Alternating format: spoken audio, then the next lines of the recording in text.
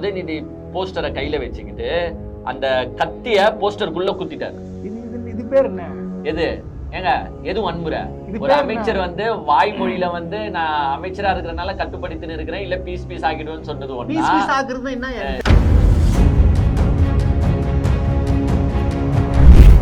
சக்க வச்சுக்கலாம்.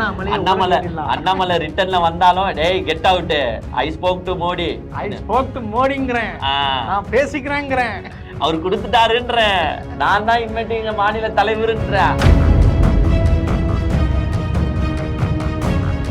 அப்படின்ட்டு மோடியை பேசும்போது அவர் என்ன சொல்றாருன்னா, நான் அமைச்சரா இருக்கிறனால வாயை கட்டுப்படுத்தி பேசுறேன், வாயை கட்டுப்படுத்தி பேசுறேன். அவர் அந்த மீனிங்ல தான் சொல்றாரு, எப்பவுமே எல்லாத்தையும் தெளிவா பேசுறேன். அவர் என்ன சொல்றாரு, நான் அமைச்சரா இருக்கிறனால வாயை கட்டுப்படுத்தி பேசுறேன், இல்லைன்னா பீஸ் ஆகிடுவேன்.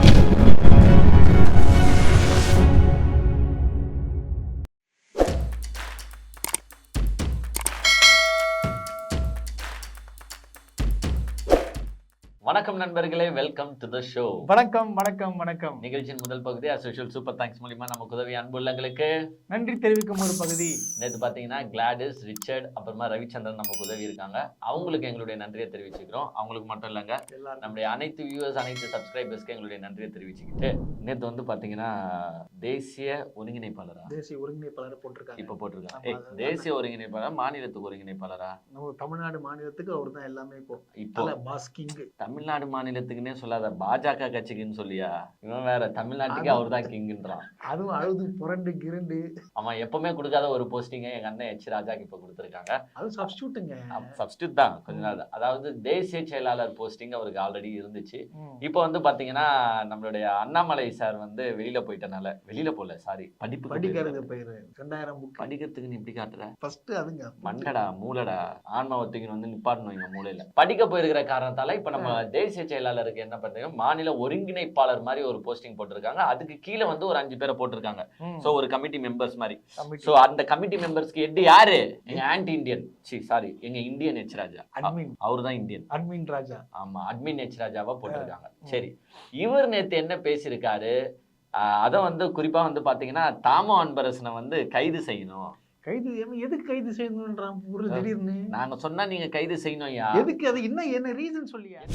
நான் கேட்கிறேன், மாண்புமிகு பிரதமரை பீஸா வெட்டுவேன்னு சொன்ன ஒரு வன்முறைவாதி, அநாகரிகமான தேச விரோதி. ஏன்னா பிரதமரை பீஸா வெட்டுவேங்க. அந்த தாமோ அன்பரசனை ஏன் இன்னும் இந்த காவல்துறையும் சரி இந்த அரசாங்கம் ஏன் கைது பண்ணல? என்ன ரீசன் பாத்தீங்கன்னா, நேத்து வந்து பத்திரிகையாளர்களுக்கு வந்து ஒரு பேட்டி கொடுத்திருக்காரு. அப்ப அந்த பேட்டியில என்ன பேசிருக்காருன்னா, என்னங்க நீங்க இந்துக்களுக்கு எதிராக தாங்க இந்த திமுக செயல்பட்டுட்டே வருது. அது எப்பவுமே இவரோட டைலாக் தெரியுமா? அந்த காலத்துல இருந்து ஒரே டைலாக் என்ன, இந்துக்களுக்கு எதிரான ஒரு தீய சக்தி யாரு?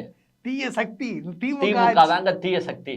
ஆனா திமுக எவ்வளவு இந்துக்களுக்கு செஞ்சுட்டு இருக்கு. அதுவும் இப்ப போட்டு இருக்கிற மினிஸ்டர் இருக்காரு சேகர் பாபு, அவர் எப்பவுமே கோயிலுக்கு என்ன தேவையோ அதான் பண்ணிட்டு இருக்காரு. கோவில் குளம் தான் சுத்தி இருக்காரு. குடும்பத்தை பாப்பாரோ பார்க்க மாட்டாரோன்னு தெரியாது. இந்து இவர் இந்து மயமாவே மாறிட்டாரு.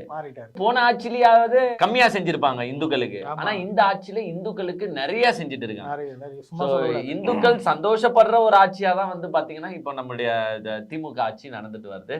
பட் என்னமோ இவரு வந்து சொல்றது இந்துக்களுக்கு தீய சக்தி. அதாவது கலவரம் பண்ண உண்ணுங்க. இப்ப விநாயகர் சதுர்த்தி ஊர்வலத்துல வந்து டீசென்ட்டா நடந்தது இல்ல, அந்த ட்ரிப்ளிகன் சந்தில போயிட்டு முஸ்லிம்களை கல்லவாரி அடிக்கிறது, இந்த மாதிரி அடிக்கிறது இவங்களுக்கு அத போலீஸ் தடுக்கிறதுனால இவரு எதிர்க்கிறாரு. இந்த மாதிரி விஷயங்களை இப்போ அறவே ஸ்டாப் பண்ணியாச்சு. இது மாதிரி நடக்கிறது இல்லை. ஏன்னா நம்ம தமிழ்நாட்டை பொறுத்த மட்டும் நம்மளுக்கு தெரியும், இந்துக்களா இருக்கட்டும், முஸ்லீமா இருக்கட்டும், கிறிஸ்டினா இருக்கட்டும், எல்லாருமே அண்ணன் தம்பியா பழகிட்டு இருக்காங்க. நேத்து வந்து இவர் பேசும்போது என்ன சொல்லியிருக்காருன்னா, என்னங்க மகாவிஷ்ணு என்னங்க தப்பு பண்ணாரு, என்னையா பண்ணலாம், ஒரு ஆன்மீகம் போதிக்கிறது ஒரு தப்பாயா? போன ஜென்மத்தை பத்தி எல்லாம் சொல்லி கொடுக்குறாரு குழந்தைங்களுக்கு. குழந்தைங்களை நல்வழிப்படுத்துறதுக்கு ஒரு ஆன்மீகம் போதிக்கிறாரு. அத போய் என்னமோ டெரரிஸ்ட் மாதிரி. நீ எச் ராஜா பாஷையில பேசுவல, மறந்துட்டேங்க. பையன் எச் ராஜா மாதிரி பேசுவான், திடீர்னு மறந்துட்டு இருக்கான். எச் ராஜா வந்து பாத்தீங்கன்னா என்ன டெரரிஸ்டா, போய் ஏர்போர்ட் போய் அரெஸ்ட் பண்ணிருக்கீங்க, டெரரிஸ்ட்ங்கறேன், கைது செய்யுங்க, லைட்டா ட்ரைனிங் எல்லாம் கைது செய்யணும்ங்கறேன், லைட்டா ட்ரைனிங் எத்தனை வந்துருவான், நல்லா பேசுவான் எச் ராஜா மாதிரி. இப்போ என்ன ஆச்சுன்னா, டெரரிஸ்டா அவரெல்லாம் போய் இப்படி அரெஸ்ட் பண்றீங்க. அவரை அரெஸ்ட் பண்ற தமிழக அரசுக்கு தாமோ அன்பரசனை அரெஸ்ட் பண்ண தெரியாதா? செய்து வளர்க்கப்பட்ட இயக்கம், ரத்தத்தை சிந்தி வளர்த்த இயக்கம் இந்த திமுக. யாரோ ஒழிக்கணும்னு சொன்னான், அவன் தான் ஒழிஞ்சு போயிடான தவிர இந்த இயக்கம் கம்பீரமாக நிற்கும். அதெல்லாம் வேற எங்கன்னா போய் பாரு. நான் அமைச்சர்ன்றதால கொஞ்சம் அடக்கி வாசிக்கிறேன், இல்லைன்னா பீஸ் பீஸ் ஆகிடுவேன். அதாவது அது எதை சுட்டி காட்டி இவர் பேசுறாருன்னா, ஒரு எலெக்ஷனுக்கு முன்னாடி, பார்லிமெண்ட் எலெக்ஷனுக்கு முன்னாடி எலெக்ஷனுக்கு முன்னாடி பல்லாவரத்துல ஒரு மீட்டிங்ல வந்து ஆமா தாமோ அன்பரசன் குறு சிறு நடுத்தர தொழில் நிறுவன அமைச்சர் வந்து பல்லாவரத்துல என்ன பேசினாருன்னா, திமுகவை வந்து யார் யாரெல்லாம் அழிக்கணும்னு நினைக்கிறாங்களோ அவங்க தான் அழிஞ்சு போவாங்க, திமுக என்னைக்குமே அழியாது. உதாரணத்துக்கு அவர் சொல்ல, ராஜாஜி அழிக்கணும்னு நினைச்சாரு, காமராஜர் அழிக்கணும்னு நினைச்சாரு, எம்ஜிஆர் அழிக்கணும்னு நினைச்சாரு, ஜெயலலிதா அழிக்கணும்னு நினைச்சாரு, எடப்பாடி அழிக்கணும்னு நினைச்சாரு, ஓபிஎஸ் அழிக்கணும்னு நினைச்சாரு. நீங்க தான்டா ஒழிஞ்சு போயிட்டீங்க. ஒரு பேரை விட்டீங்க நீங்க. யாருப்பா? சீமான். லிஸ்ட்லயே இல்லடா சீமான்லாம். சொல்லணும் ஆடியன்ஸ் கோச்சிங். சரி, நீங்க அழிக்கணும்னு நினைச்சீங்க, நீங்க தான் அழிஞ்சு போவீங்களே தவிர்த்து திமுக அழியாது. நீங்க பண்ண எது பிஜேபியை குறிப்பிட்டு சொல்ற, நீங்க பண்ண நற்செயல்களை எடுத்து கூறி ஓட்டு கேளுங்க. ஆமா கரெக்ட். நீங்க ஒண்ணுமே பண்ணல அப்படின்ட்டு மோடியை பேசும்போது அவர் என்ன சொல்றாருன்னா, நான் அமைச்சரா இருக்கிறனால வாயை கட்டுப்படுத்தி பேசுறேன், வாயை கட்டுப்படுத்தி பேசுறேன். அவர் அந்த மீனிங்ல தான் சொல்ல, எப்பவுமே எல்லாத்தையும் தெளிவா பேசுறேன். அவர் என்ன சொல்றாரு, நான் அமைச்சரா இருக்கிறனால வாயை கட்டுப்படுத்தி பேசுறேன், இல்லன்னா பீஸ் பீஸ் ஆக்கிடுவேன். அவ்வளவுதானே. வாயில தானே என்ன சொல்றாரு, வாயில், அதாவது பேச்சுவார்த்தையில வந்து பீஸ் பீஸ் ஆகிடுவேன், பீஸ் பீஸ் ஆக்கிடுவேன் அப்படின்னு சொன்னாரு. அதை இவங்க எப்படி திரிச்சிட்டாங்கன்னா, மோடியை வந்து இவரு பீஸ் பீஸா வெட்டிடுவேன். அத நேத்து எச் ராஜா பேசும் போதே சொல்றேன், மோடியை பீஸ் பீஸா வெட்டிடுவேன்னு சொல்றாரு. அவர் ஏன் கையில கத்தி எதுனா பயன்படுத்தினா, கத்தி எடுத்து வெட்டிடுவேன், இல்ல இதை போட்டு வெட்டிடுவேன், இல்ல அப்படி பண்ணி வெட்டிடுவேன்ட்டு அன்பரசன் எங்கன்னா பேசுந்தா இருக்கு. அந்த வீடியோ பார்க்க சொல்லுங்க, அவ்வளவுதான். சோ தெளிவாவே அவர் சொல்லி இருக்கிறது என்ன, அவர் போற ஸ்லாங்குங்க, ஒரு போற ஃப்ளோல வந்து நான் அமைச்சரா இருக்கிறனால கட்டுப்படுத்தின்னு இருக்கேன் வாயா, இல்லன்னா நான் வேற மாதிரி பேசுவேன், பீஸ் பீஸ் ஆகிடுவேன். இப்போ அந்த லோக்கல் ஜனங்க எப்படி பேசணும்னு சொல்லிட்டு அந்த ஸ்லாங்ல பேசுறாரு. அங்கேயே இருந்தவர், அங்கேயே கிட்டத்தட்ட ஒரு 30 வருஷமா அரசியல். சோ அவருக்கு இப்படிதான் வரும்யா. இது என்ன பொண்ணு பிரச்சாரம்? ஆமா, இதே வந்து அவர் வந்து கத்தி எடுத்து வெட்டிடுவேன், இப்படி பண்ணி வெட்டிடுவேன் நீங்க பேசுறீங்கன்னா தப்பு, 100% கண்டிக்கத்தக்கது. சோ இவரை ஏன் கைது செய்யல அப்படின்னு இவங்க கேட்டாங்க. ஆக்சுவலா வந்து அந்த சிச்சுவேஷன்ல வந்து அந்த டைம்ல எஃப்ஐஆர் போட்டாங்க, இவர் மேல பதிவு செஞ்சாங்க. அது தவறான எஃப்ஐஆர் வேற. ஆமா, அதுக்கு எதுக்கு போறோம்? ஆமா, டெல்லியில எஃப்ஐஆர் போட்டு அவரை வந்து இது பண்ணீங்க, ஆனா அரெஸ்ட் பண்ணல. பட் எஃப்ஐஆருக்கு அவர் ரெஸ்பாண்ட் பண்ணிருக்காங்க, எஃப்ஐஆர் எல்லாம் பதிவு பண்ணியாச்சு. அத வந்து இந்த சார்வால் கேக்குறாரு, மகாவிஷ்ணுவை நீங்க அரெஸ்ட் பண்ணீங்க, இப்படி வந்து பாரத பிரதமரே வந்து பீஸ் பீஸ் ஆகிடும்னு சொன்னவரை அரெஸ்ட் பண்ணலையேன்ட்டு அதுக்கான விளக்கம் நம்ம கொடுத்தாச்சு. சரி, நான் இப்ப எச் ராஜா அவர்களை பார்த்து ஒண்ணு கேளுங்க. அது வந்து இவர் அந்த பேட்டிலேயே சொல்றாரு, இதே மாதிரி மந்திரி சபையில இருக்கிறவங்கள பார்த்து யாருன்னா பிஜேபி காரங்க பேசியிருந்தா நீங்க சும்மா இருந்திருப்பீங்களா? அவரு எச் ராஜா கேக்குறாரு. ஏங்க, உதயநிதி உங்க ஆளுங்க என்னென்ன பேசுறாங்கன்னு ஞாபகம் இருக்கா? ஓப்பனா பேசுறான், ஓப்பனான்ற சனாதனத்துக்கு எதிரா உதயநிதி வந்து அந்த சனாதன ஒழிப்பு மாநாடுல பேசின உடனே எல்லா மாநிலத்துல இருந்தும் கொஞ்சம் கொஞ்சம் பேர் பொங்குனாங்க. யாருன்னா குறிப்பா ஆர்எஸ்எஸ் இல்ல சில சாமியார்கள். RSS BJP.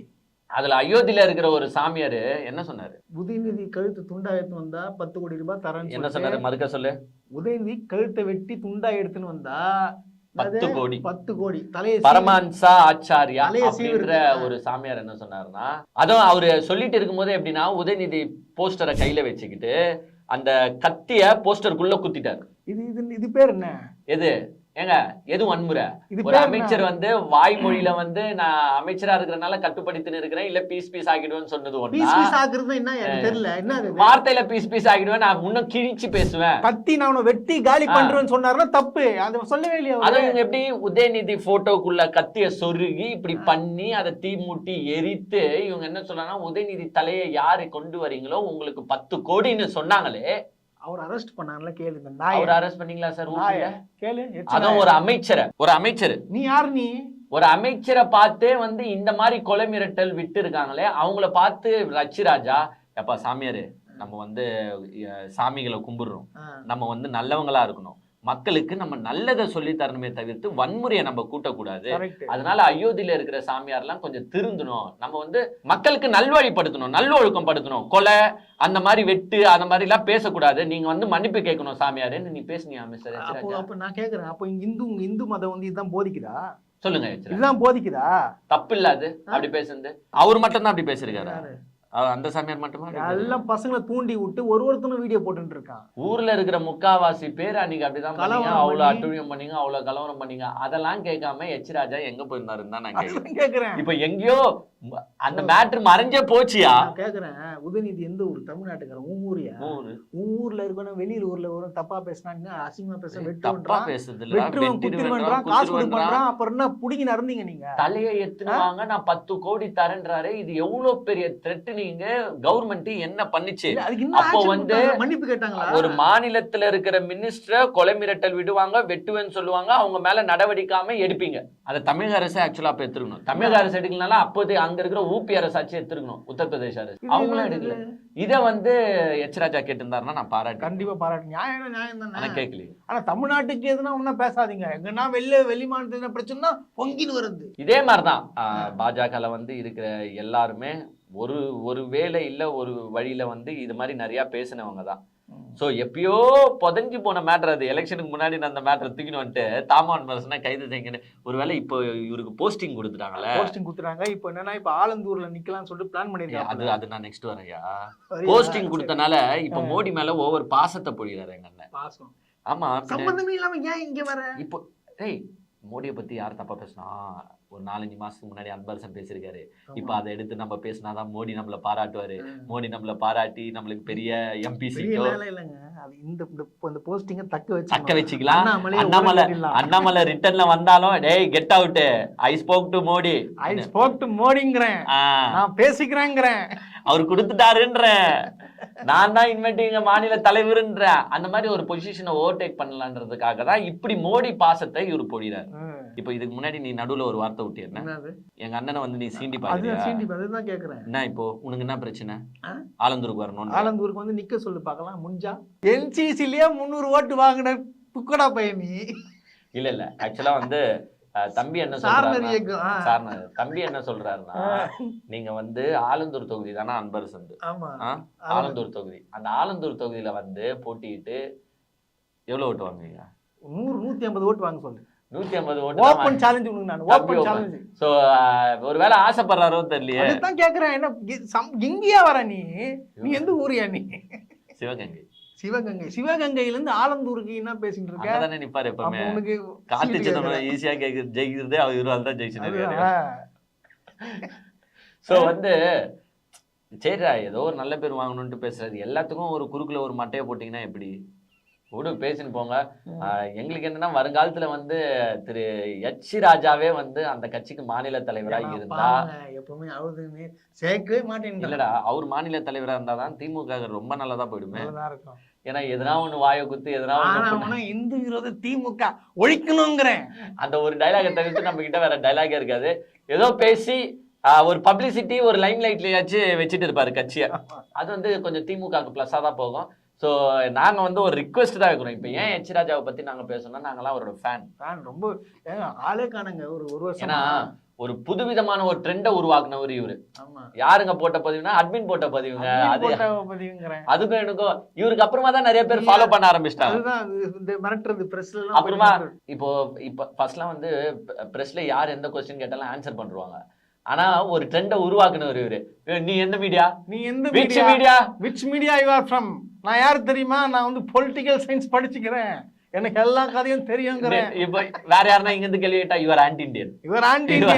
நீ வந்து அண்ணா அறிவாலயத்துல வந்து வேலை செய்யறவள் தான் நீ எல்லாம். ஊப்பி 200 ரூபாய் ஊப்பி தானே நீங்களா? 200 ரூபாய் வாங்கிட்டு வந்து என்ன பேசிட்டு இருக்கேன். சோ கேள்வி கேட்கும் போது அதை வந்து அகெயின்ஸ்ட்ல வந்து இந்த மாதிரி வந்து சமாளிக்கிற திறமைகள் வந்து பாத்தீங்கன்னா இவர்கிட்ட தான் ஸ்டார்ட் ஆச்சு. இப்ப அதுக்கப்புறமா தான் வந்து இப்ப எங்க அண்ணன் சமீப காலமா சீமான் தாத்தா கூட ஃபாலோ பண்ண ஆரம்பிச்சிட்டாரு. யார் எது கேட்டாலும் நீங்க எந்த பத்திரிகை, நீங்க என்ன கேள்வி கேக்குறீங்க? ஃபர்ஸ்ட் இவருதானங்க. அப்புறமா அண்ணாமலையும் ஃபாலோ பண்ணாரு. மேதாவிகள் இவங்க தான் வந்து ஒரு முன்னெடுப்பை எடுத்துட்டு இருக்காங்க. அதனால அவரோட ஃபாலோவர்ஸ் தான் நாங்க. சோ எச் ராஜா அவர்கள் வந்து கூடிய சீக்கிரம் வந்து ஆலந்தூர் தொகுதியில போட்டிடுவார் 2026 எலெக்ஷன்ல நாங்க நினைக்கிறோம். அவர் ஆசைப்படுறாரு நினைக்கிறேன். அப்ப ரெடி பண்ணிட வேண்டியதுதான். இது நடா எல்லாத்தையும் மாலை மரியாதைலாம் எல்லா மரியாதையும் செலுத்தி 150 ஓட்டோ 200 ஓட்டோ வாங்கி பெரும் வாக்கு வித்தியாசத்தில் நீங்கள் வெற்றி பெற வேண்டும் என்று நாங்கள் வாழ்த்துகிறோம். அதே மாதிரி தான் பாத்தீங்கன்னா திருப்பியும் எங்க அண்ணன் வந்து ஒரு குரலி வித்தை காட்டியிருக்காரு. புரளி வித்தையோ குரலி வித்தையோ ஏதோ.